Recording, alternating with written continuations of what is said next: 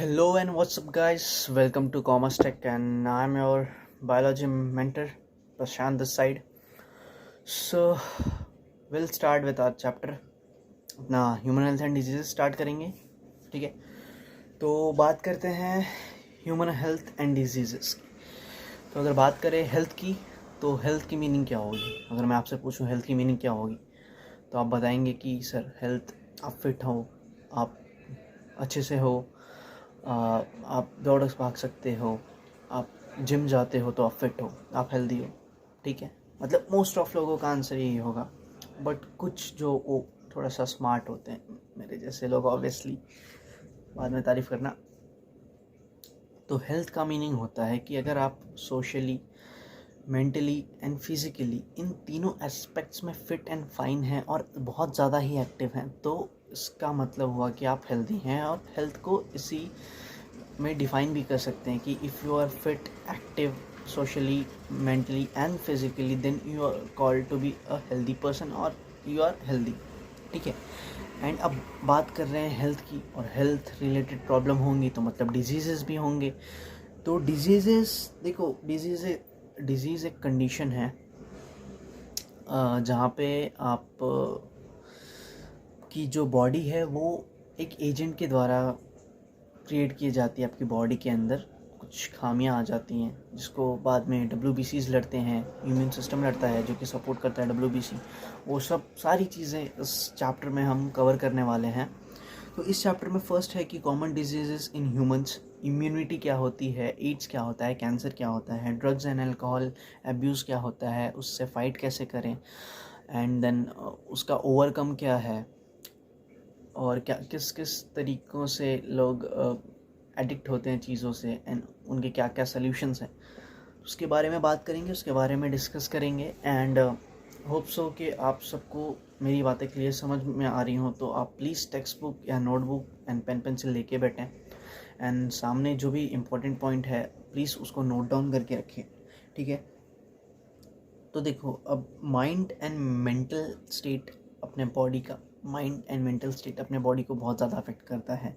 और health affected होता है जेनेटिक डिसऑर्डर से, मतलब जो भी for example genetic related problems होते हैं वो आपको आपके फादर से, आपके मदर से जीन्स में होते हैं, उसका हम कुछ कर नहीं सकते। अगर फीटस स्टेज में पता चले तो कुछ चीज़ों का सल्यूशन है जिसको हम ट्रीट कर सकते हैं।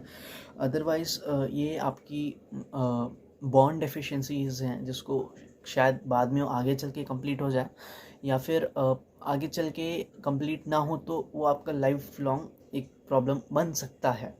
बट अगर फीटस स्टेज में डिटेक्ट किया तो ये इजीली सॉल्व हो सकता है। It's not a big deal.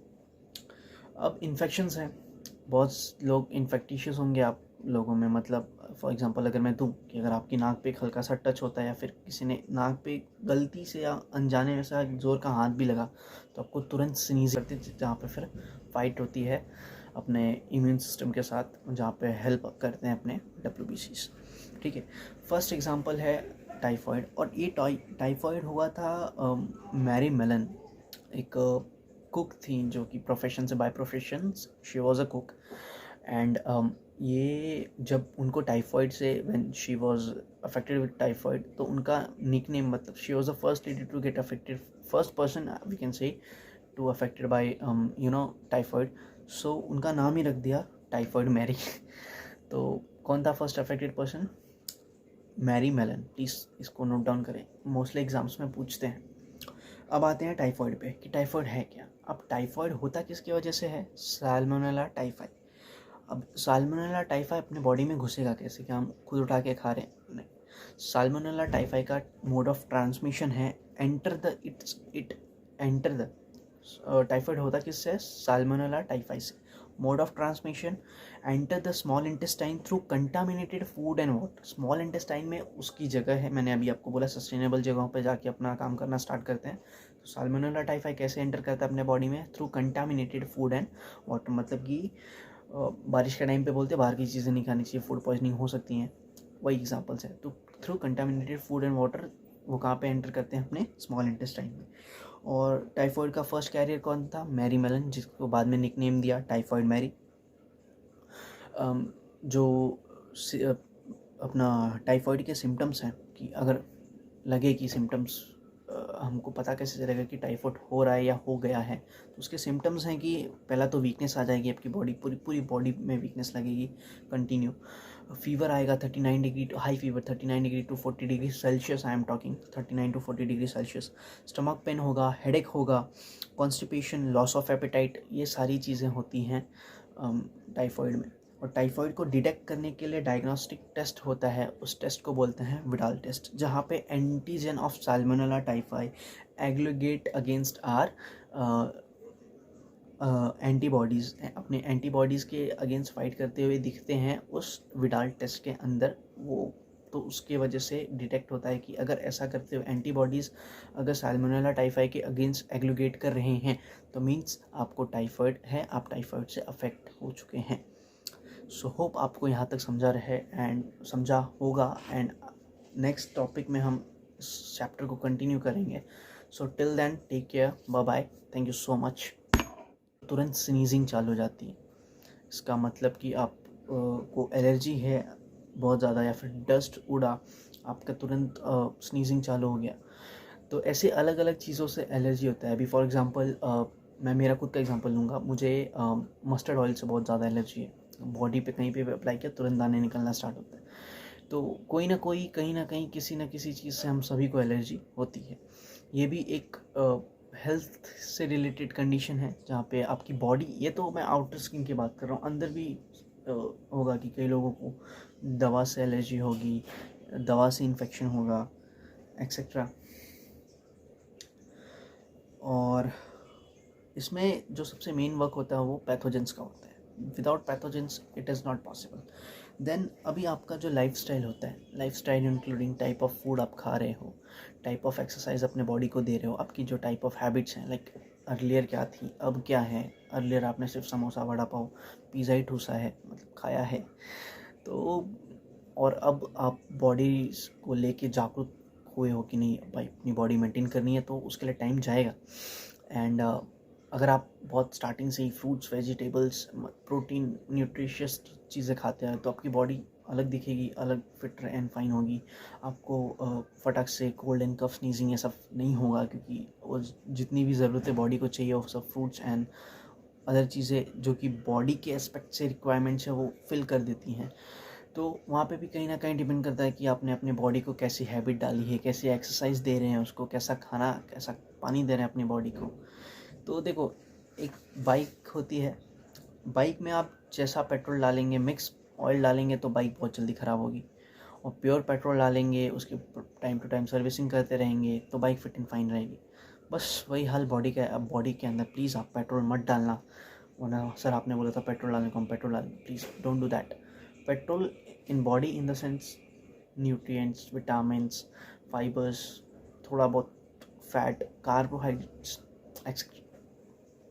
अभी देखो, जो टर्म है हेल्थ, ये फ्रिक्वेंटली सब ऑलमोस्ट सब लोग यूज़ करते हैं। और जब बात हो रही है हेल्थ की, डिजीज़ेस की, और ऐसे टाइम पे योगा की बात ना हो, तो ये तो पॉसिबल ही नहीं है। तो योगा कितना टाइम से यूज़ करते हैं लोग, करते आ रहे हैं, एंशियंट टाइम से चालू है। हमारे दादा परदादा सब कितने फिट एंड फाइन कर रहे थे। योगा ऋषियों मुनियों के सालों साल जीने का, उनके दाढ़ी बाल लंबे होने का, दाढ़ी बाल काले होने का, बाल घने होने के जो राज हैं, कहीं ना कहीं योग में छुपे हुए हैं। और उसकी वजह से आपका जो मेंटल पीस होता है वो भी कहीं ना कहीं अच्छे से बरकरार होता है, बना हुआ होता है।